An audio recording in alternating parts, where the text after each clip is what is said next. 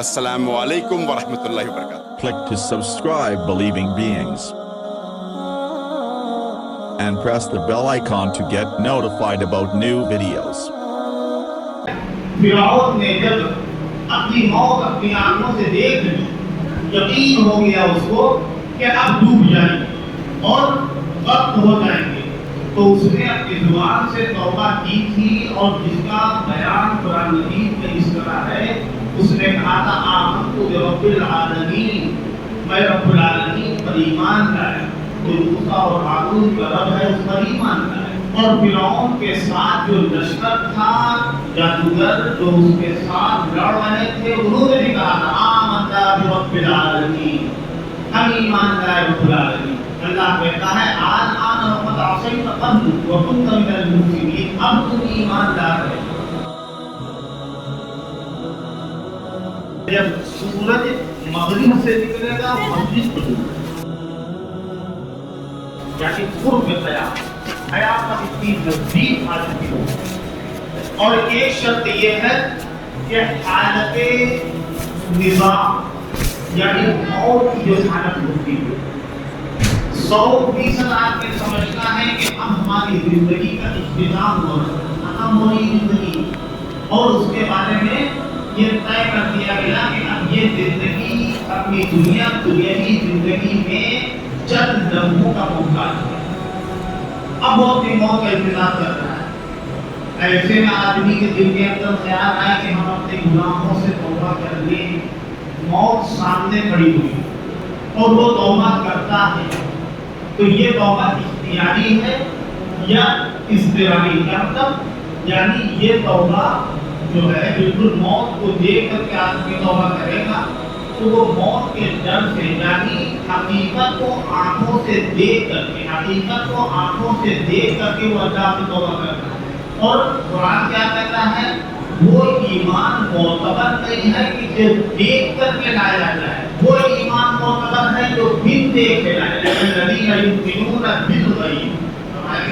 कि जो गैब पर ईमान रखते हैं। अब आदमी ने मौत को देख लिया और तौबा कर रहा है, गोया के मजबूर होकर के तौबा कर रहा है। और शरीयत के अंदर क्या है, ला इकराह फिद्दीन, दीन के अंदर इजबार जबरदस्ती नहीं है कि तुमने मौत को देखा और तौबा करते हो, गोया कि तुम्हारे ऊपर ये तौबा जबरदस्ती हो रही है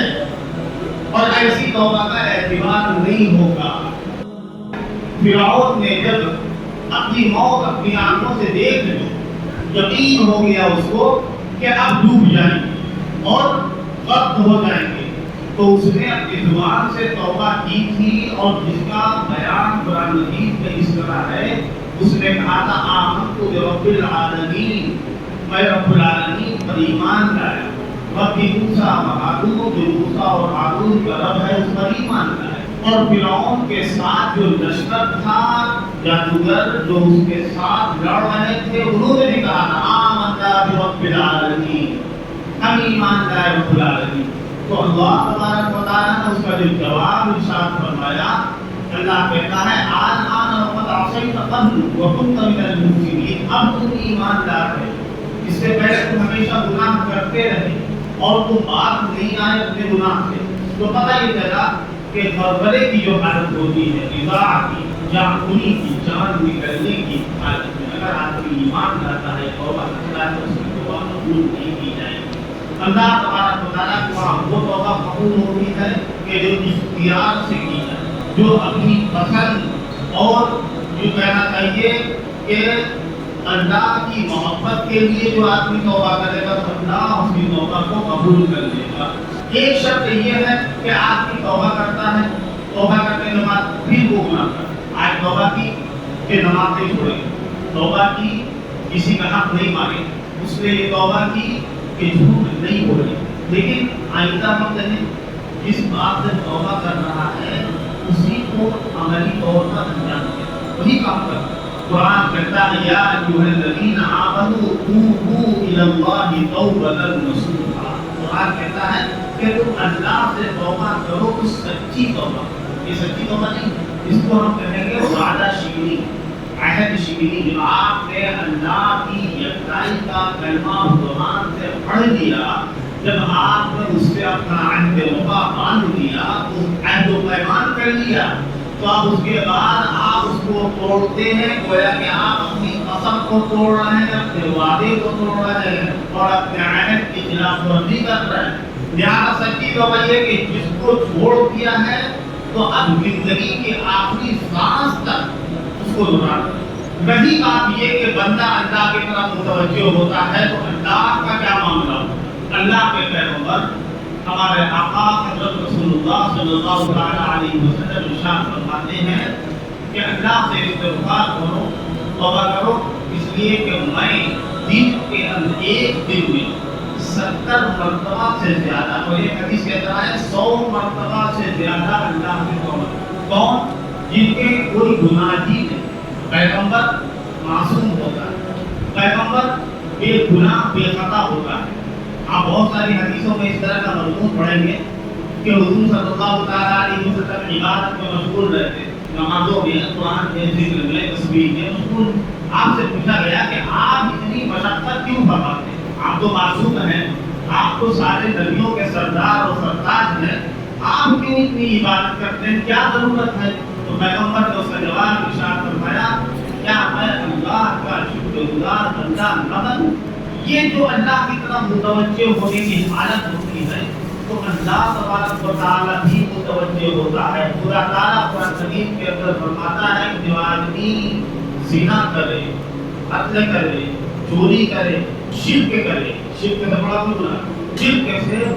بڑا ظلم دنیا کے اندر کوئی نہیں۔ یعنی اللہ جس نے پیدا کیا، جو خالق ہے، جو مالک ہے، جو رب ہے، جو رازق ہے، جو منعم اور محسن ہے، اس ذات کو چھوڑ کر کے بندہ اس کے علاوہ کسی کے سامنے جھکے، یہ بالکل کھلی ہوئی بغاوت، قانون الہی کی پیروی اتباع نہ کر کے حکومت الہیہ کے خلاف علیہ بغاوت بلند کرنے کا نام شرک ہے۔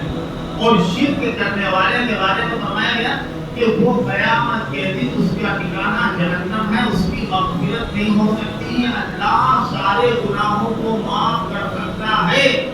سارے ظلم کو اللہ نظر انداز کر سکتا ہے، لیکن شرک کو نظر انداز نہیں کرے۔ جہاں تک خدا تعالیٰ کی مغفرت کا تعلق ہے، اس کی مغفرت اتنی زیادہ ہے، فرمایا ان ربک لذو مغفرۃ للناس علی ظلم، لوگوں کو ان کی کوتاہیوں اور ان کی زیادتیوں کے باوجود خدا تعالیٰ معاف کرنے والا ہے۔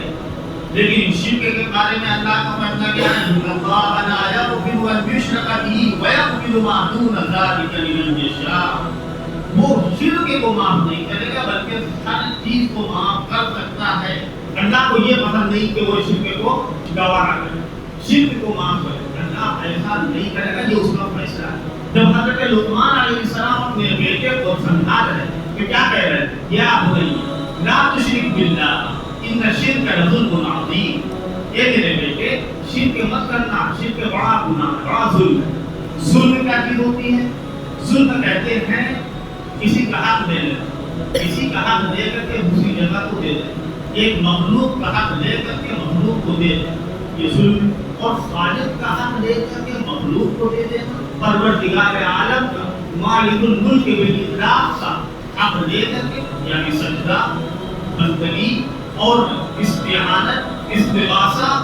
لے کر کے بندے کو دے دینا، جس سے فریاد چاہی جائے، جس سے مدد طلب کی جائے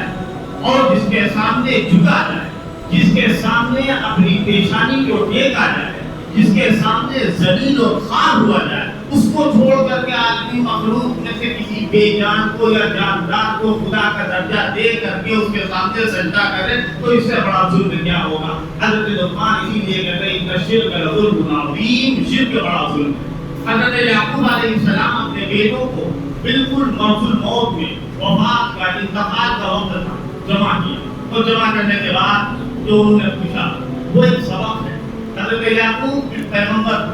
اور پیغمبر کی بات کو اللہ قرآن کے اندر بیان کرتا ہے۔ قرآن کسی قصے کہانی کی کتاب نہیں، داستانوں کی کتاب نہیں، قرآن کوئی تاریخ کی کتاب نہیں، قرآن کوئی معلوماتی کتاب نہیں، بلکہ قرآن عبرت و نصیحت کی کتاب، قرآن موعظت کی کتاب، قرآن بصیرت و شعور کی کتاب۔ اللہ حضرت یعقوب کا ذکر کرتا اور فرماتا ہے کہ انہوں نے اپنے بیٹوں سے پوچھا ما تعبدون من بعدی،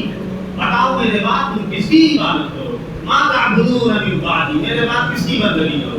یہ ایک پیغمبر اپنے بیٹوں کو جو سوال کر رہا ہے کہ عبادت بندگی توحید سے متعلق کر رہا ہے کہ وہ شرک تو نہیں کریں گے،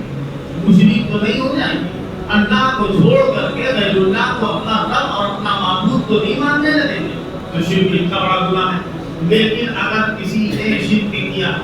اور زندگی کے زیادہ تر حصے تک وہ مشرک ہے، مثال کے طور پر 70 سال کی عمر ہے یا 80 سال کی عمر ہے، اتفاق سے اس نے 60 سال تک شرک کے مذہب پر زندگی گزاری اور اپنی موت سے موت دیکھی نہیں، موت کی حالت قریب نہیں، موت کی کوئی علامت اس کو نظر نہیں آئی، لیکن توحید اللہ کی ایسی توحید اس کو ملی کہ اس نے اپنی عقل سے، اپنی فراست سے، اپنی باطنیت سے یہ سمجھ لیا کہ یہ مذہب صحیح نہیں ہے، یہ مذہب سے اللہ کے سامنے جھکنا صحیح ہے، اللہ کے برابر کسی کو سمجھنا صحیح نہیں ہے، اللہ سے مانگنا صحیح ہے اور اللہ کے علاوہ کسی اور سے مانگنا غلط ہے، گناہ ہے، ظلم ہے، تو وہ توبہ کرتا ہے اور توبہ کرنے کے بعد اللہ کا یہ فیصلہ، یہ اللہ کا فیصلہ ہے کہ اگر وہ شرک سے توبہ کرے گا تو اللہ اس کو بھی سارے گناہوں کا معاملہ تو یہ ہے کہ وہ بغیر توبہ کے ہی معاملہ، بغیر توبہ۔ میں یہ نہیں کہہ رہا ہوں کہ گارنٹی کسی چیز کی کوئی گارنٹی نہیں ہے، لیکن اللہ اپنی رحمت، اللہ اپنی مہربانی کو، اپنے فضل کو بیان کرتا ہے کہ کیا فرماتا ہے اللہ فرماتا ہے ترقب لذو مغفرۃ للناس علی ظلم، لوگوں کو ان کے گناہوں کے باوجود پروردگار عالم معاف کر سکتا ہے۔ ہو سکتا ہے کہ اپنی زندگی کے اندر کوئی ایسی نیکی اس نے کی ہو کہ جو نیکی اللہ کو پسند آ گئی ہو اور اس ایک نیکی کی برکت سے اس کے سارے گناہ معاف ہو گئے اور نہ معاف ہو سکتے، لیکن جب وہ شرک کرے گا تو شرک کی معافی کسی چیز سے نہیں ہو سکتی ہے، اگر ہو سکتی ہے تو صرف توبہ سے ہو، اللہ تبارک و تعالیٰ کے سامنے جھکے گا۔ وہ واقعات حدیث کے اندر آیا ہے کہ ایک حدیث میں ہے کہ ایک آدمی نے 99 آدمی کو قتل کر دیا، اب 99 آدمی کو قتل کرنے والا وہ اللہ کی توفیق کا مستحق بن گیا، تو اس نے اپنی مغفرت، اپنی نجات کا راستہ تلاش، اس کو نجات کا راستہ جب مل گیا تو راستے میں اس کی موت ہو گئی۔ اس آدمی کی اللہ نے مغفرت، حدیث کے اندر ہے اس کی اللہ نے مغفرت، پچھلی امت کے کسی آدمی کا واقعہ ہے اور اس امت کے ساتھ اللہ کا خاص فضل و کرم۔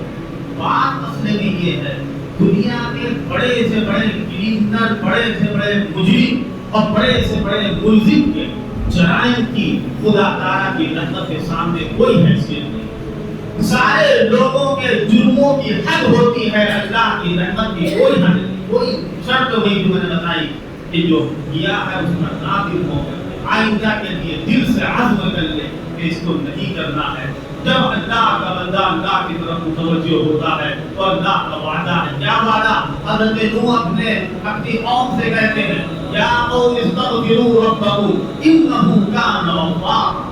یہ میری قوم جو اللہ کے سامنے استغفار کرو تو اللہ اس کو معاف کر دے گا، انہ کان غفارا، جب وہ معاف کرے گا یرسل السماء علیکم مدرارا، تو آسمان سے رحمتیں نازل کرے گا، وَيُمْدِدْكُمْ بِأَمْوَالٍ وَبَنِينَ وَيَجْعَلْ لَكُمْ جَنَّاتٍ وَيَجْعَلْ لَكُمْ أَنْهَارًا۔ اللہ فرماتا ہے کہ تمہارے ساتھ اللہ رزق کی فراوانی کر دے گا، تمہارے ساتھ اللہ کا معاملہ یہ ہوگا کہ بے حد و بے انتہا اپنے احسانات کا خزانہ کھول دے گا۔ تمہیں مال کی دولت، تمہیں اولاد کی دولت، تمہیں اولاد کی ضرورت ہوگی، مال کی ضرورت ہوگی، اللہ وہ سب عطا کرے گا۔ اللہ تبارک و تعالیٰ کا یہ وعدہ ہے اور اس کے لیے یہ کہ دل کو اللہ کی طرف متوجہ کرے آدمی اور زبان سے کہے کہ اللہ ہماری خطاؤں کو معاف فرما دے، اللہم اغفر لی وارحمنی رب اغفر لی وارحمنی استغفر اللہ ربی من کل ذنب واتوب الیہ۔ یہ سب جملے احادیث سے ثابت ہیں، آپ اس کو یاد کریں اور اس کا دل زبان سے اس کی ادائیگی اور دل کو اللہ کی طرف توجہ کریں۔ جب اللہ کا بندہ ہو جاتا ہے اللہ بھی اس کا ہو جاتا ہے، من کان للہ کان اللہ، اللہ پاک ہمارے توفیق نصیب فرما دے، پر اپنے گناہوں پر खताओं पर शर्मिंदा और नादिम